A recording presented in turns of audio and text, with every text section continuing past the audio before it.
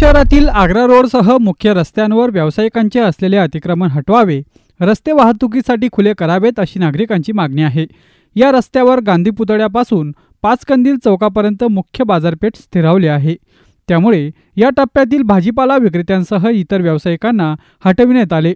देवपुरातील दत्त मंदिरापासून जीटीपी चौकापर्यंत रस्त्याच्या दुतर्फा जागा व्यापणाऱ्या भाजी विक्रेत्यांसह इतर व्यावसायिकांना देवपुरातील नवरंग जलकुंभाजवळ जागा देण्यात आली होती।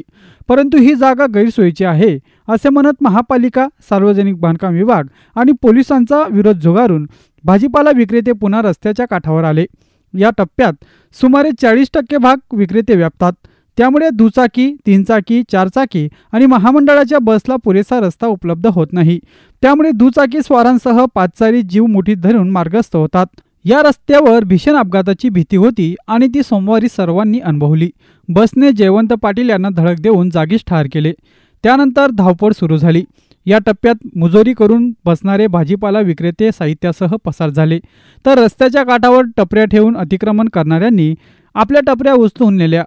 विशेष म्हणजे सक्त कारवाई करण्याऐवजी पोलिसांचे वाहन अतिक्रमितांना रस्ता मोकळा करावा अशी विनंती वजा सूचना करीत होते।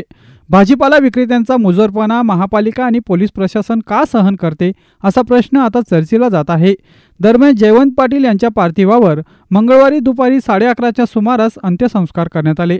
त्यावेळी अनेकांनी संतप्त भावना व्यक्त केल्या।